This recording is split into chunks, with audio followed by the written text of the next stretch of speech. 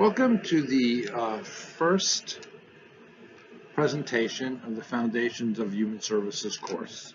The first presentation is going to focus on the history of human services. So let's kind of jump in and get started.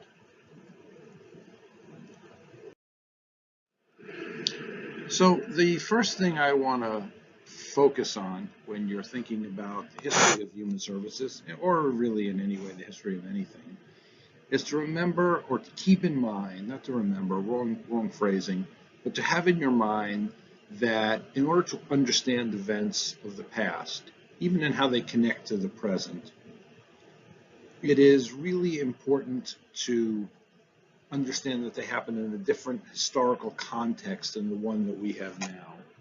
So oftentimes when we look at the past, we evaluate it based on kind of our current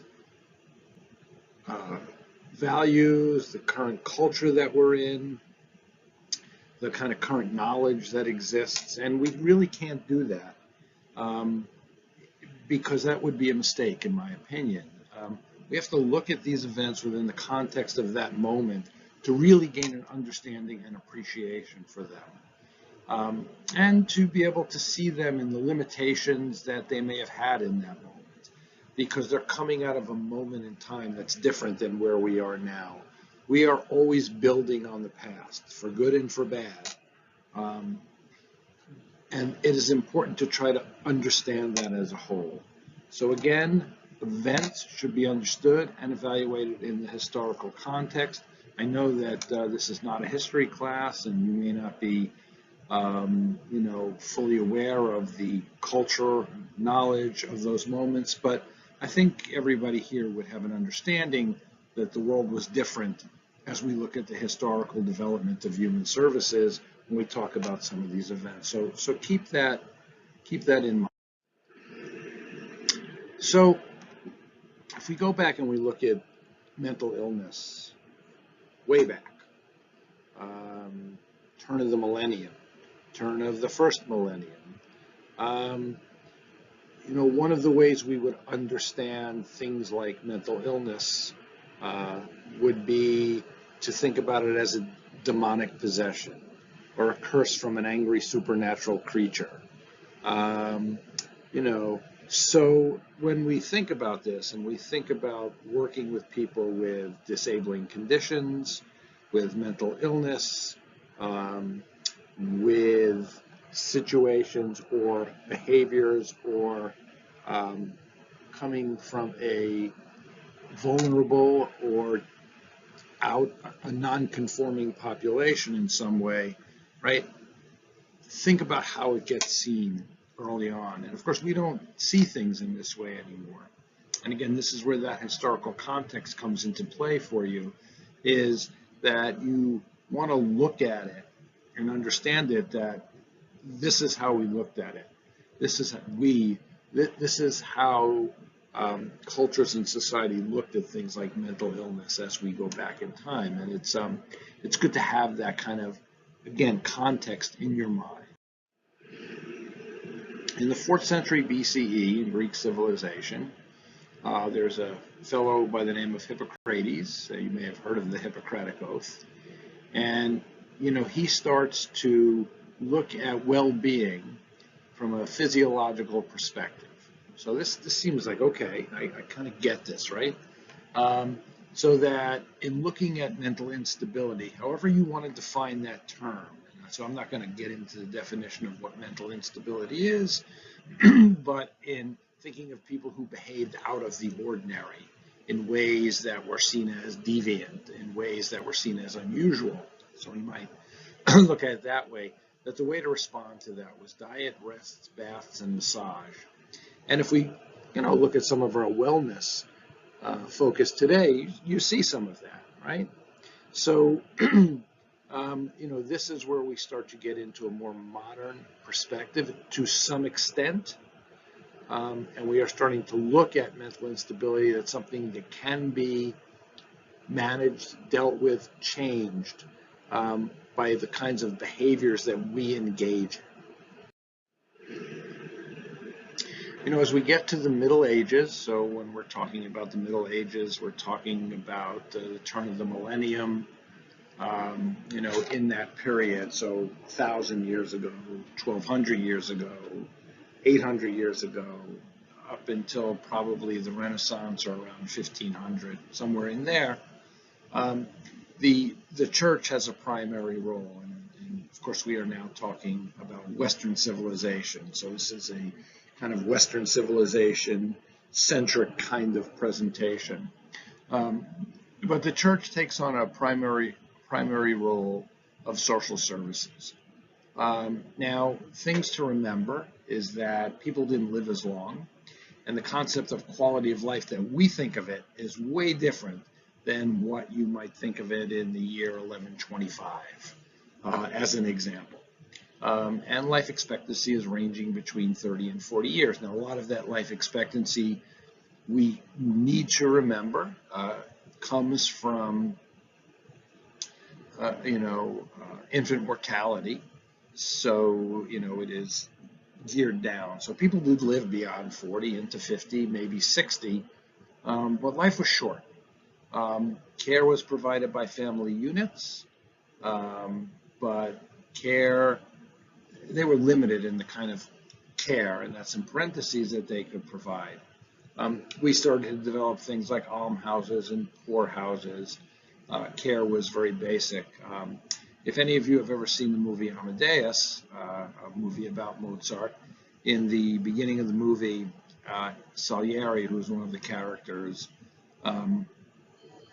early on, goes into a mental institution, and people are basically chained to a wall. So again, a very different conception. And of course, we didn't have the knowledge, we didn't have the medication, we didn't have a lot of the theory that kind of we have now. And so, that is something that to keep in mind. Bedlam was the first known mental hospital in 1536 in England. And in 1601, we get the Elizabethan Poor Laws. And so this is important, and it gets mentioned a lot because it's the first sort of governmental, if you will, or administrative system outlining responsibility for care of the poor. So, keep that in mind, right? So we think now of all these quote-unquote social safety net systems and systems that we have. These things didn't exist. Things were taken care of by the church and the family in the best way they could, which, if we look at quality of care today, would be extremely poor. There were no social workers running around, no human service professionals, there were no mental health clinics. It's not a world that existed. But the Elizabethan Poor Laws start to create some system for how do we care for the poor. And the poor were maybe the first human service unit that was looked at that needed to be supported by a governmental body. Philippe Pinel is an important character, if you will, because he starts to look at the treatment of the mentally ill. And mentally ill in this period of time, so we're late 18th century here in this slide, is very different than how we think about mentally ill today. It is lumping all sorts of people into that category. We don't have these fine-tuned categories. There's no DSM system, where we're breaking out the difference between anxiety and schizophrenia and chronic mental health issues and acute mental health issues and mental health issues related to trauma and autism. None of that exists. It is a package deal, if you will. And so he is looking at the concept of moral treatment. So, looking at it from the perspective of there is a right thing to do. But there were a lot of limits on what can be offered, who ended up in these asylums, insane asylums. And there were limitations, but again, it's perspective now we're starting to look at. We're starting to look at the moral treatment, which means we're starting to see these individuals to some extent as people, which who are like us and deserve some sort of treatment, which is a different perspective than maybe had come before. So if we move up to the 1800s, 19th century, we look at America. This is the beginning of mass immigration. So you think about all these immigrants, many of them coming from Eastern Europe, and some coming from the Pacific on the West Coast. This is an age of social Darwinism. So what is social Darwinism? Darwin, you think of survival of the fittest, which is really an extremely poor term. But it's the idea that the strong survive. So that, these are attitudes where if you're weak, you don't survive. And it's kind of a Darwinian message. Emphasis on Protestant work ethic. And we want to consider how social morality of the time contributes to the care of the poor, sick, and disabled. So if you have a social Darwinistic, if you will, perspective, then how are you going to care for the poor?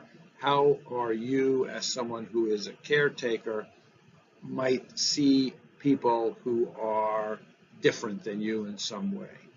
And so that plays into sort of our values. We'll talk about ethical standards in human services as we kind of move forward.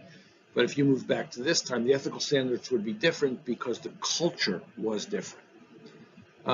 Dorothea Dix is another important individual, late 19th century, and she is someone who advocates for humane treatment of the mentally ill. And she establishes 32 state hospitals, which is something that didn't exist. So in a sense, a governmental response to mental illness, which is different than kind of what we have seen in the past. And we're moving towards kind of a bureaucracy now of care for individuals who are kind of mentally ill, who need help, assistance, support from some sort of human service professional network. In 1852, the Government Hospital for the Insane is established. In 1870, we see charity organization societies, the first organization in the U.S. to provide charity to the poor in homes. So now we are providing support to people in their homes. So we can see sort of these networks expanding. So this bureaucratic framework for help is expanding, and it's becoming a part of our social structure and system, that help isn't only about what the family or the church provide, but it is now becoming a governmental responsibility. In 1889, the first settlement houses were established, and I'll post this PowerPoint so you can read a little bit more about the settlement house movement. All right, so now as we move into the 20th century, the 1900s, there's a lot more going on from a sort of governmental perspective, right? So because what we see in the human services field, that these are, if you will, social safety net kinds of programs that we're all familiar with, and they are all supported through governmental action, legislation, governmental action.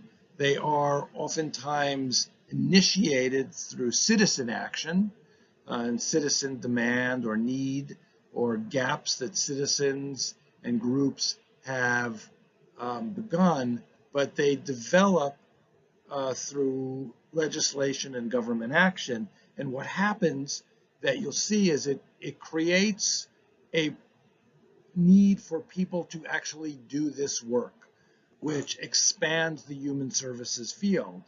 And when we use the word, the frame of human services, oftentimes what we're kind of referring to is both a profession and sort of an adjective, a descriptor of what it is, a general description of what things are. So it's important to kind of keep that in mind, that the profession gets created and expanded through this legislative action, through governmental action, through the need of the population to have supports and safety net programs created to provide to meet the needs of people. As we understand how to meet those needs, we work to do that. So let's take a look at some of these things that are listed on this slide here. In 1909, the Children's Bureau is created. Congress passed the act creating the Children's Bureau and charged it to investigate and report upon all matters pertaining to the welfare of children and child life among all classes of people. And you can read more about that also. But think about this in terms of kind of Department of Social Services kind of work. Now there is a bureau that gets created to do this work, which means there has to be literally thousands of people across the country who are going to go and do this kind of work. So it creates a class of human service workers. And as we know with anything, when you create something like this, there are workers and then there are people that they work with. So it creates a population, a profession. So we see in the history of human services, this kind of goes on and will continue to go on. The Shepherdtown and Maternity Infancy Hygiene Act, it grants tripping over my words here. Grants are given to states to provide health services, right? Someone has to provide those services.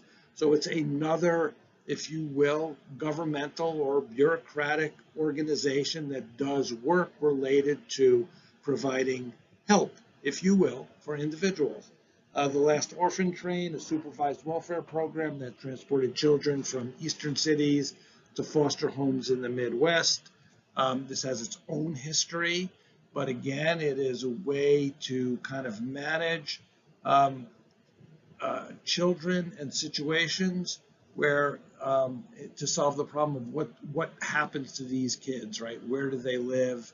You know, how are they raised? Who is caring for them?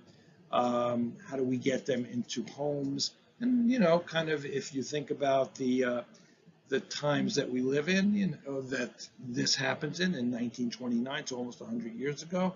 Not something we would do now, displacing children from their families or from their local areas, but it is an attempt to create a system where children are brought up in family situations. And I'm not arguing that any of these things are perfect. There are lots of critiques we can make of them, especially looking at things now, knowing what happened. But again, it is the creation of a social system network, some kind of system that provides services and supports. That's kind of what I want to impress upon you here. Take a look at the 1900s. So here we have 5 things I've highlighted. There's really more here going on than this, of course. Social Security Act, which creates literally thousands of jobs in the social safety net. And, you know, these are a lot of government bureaucratic types of work, but they are working with people who are elderly and disabled, who are now going to be getting benefits. So again, it creates a social system. And these jobs are, in essence, if you will, human service jobs. Now, they don't look like they do today, but again, it creates that. The creation of health, education, and welfare in 1939. The War on Poverty programs, probably, in my opinion, some of the biggest kinds of bureaucratic program creation that you sort of see, in that it creates thousands of jobs in helping work with people who are, quote unquote, in poverty situations. And we know, of course, that people who are in poverty situations also have many vulnerabilities and need varying levels of support. You know, and so again, this creates a whole system of human service work. And if you think about it, and I think it's important, what we have today really grows out of this. It grows out of these legislative acts. It grows out of these kind of movements to provide social safety net programs. It grows out of the idea that we have a collective responsibility to one another in a way that perhaps we didn't before. And so, all these support programs grow and grow. We could break this up and look at programs in different groupings. We could look at programs for individuals who have been diagnosed with a mental illness, or programs for people who have been diagnosed with developmental disabilities and kind of look at a history of that, or people who, have alcoholism or are addicted to substances, or on and on and on. But a lot of this sort of grows out of that. And I won't say starts from there, but it begins to expand further and further. And kind of human service work really develops, more as a profession. If we think about what happens in the 1960s and some of the programs in the Community Mental Health Act, which I don't really have listed here, as not on the slide. So when you're thinking about the history of human services and you're thinking of this is where I am today, and we're studying the foundations of human services, we have to have an understanding that these things have been growing for thousands of years,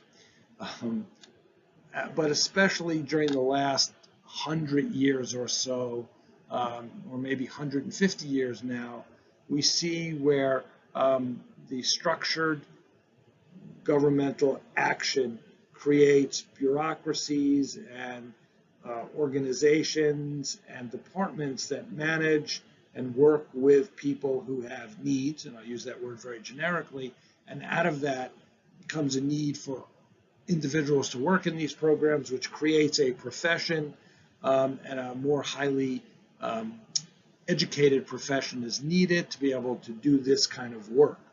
And so the kinds of jobs we're talking about when we're talking about human services are everything from, people who are working in case management programs, who are working on the, the wards, or in, situations where we have hospitals for people who have psychiatric issues, or people helping people with developmental disabilities move into community settings, or working with people who are on the autism spectrum. Right? It grows and grows, and there's a need for all sorts of individuals at varying levels to work in direct support, to manage these programs, to connect the people to these programs, and to try to make the programs in some ways talk to one another, so that they're not these isolated, discrete kinds of programs. So there's really so much of this going on. As we kind of walk through this semester, we'll talk about a lot of things, and we'll talk about some of these programs, and we'll talk about the skills required to work in these programs, and we'll talk about the breadth of what this profession is. And really, hopefully, not really hopefully, it's probably a bad way to say it, but kind of moving forward towards where the profession is going. And I will absolutely talk more about that, especially related to my personal work with the National Organization for Human Services, where that's going to be a focus of what we're doing over the course of this year. So that's our first presentation, and I hope that it kind of has opened up some thinking for you. So thanks for listening.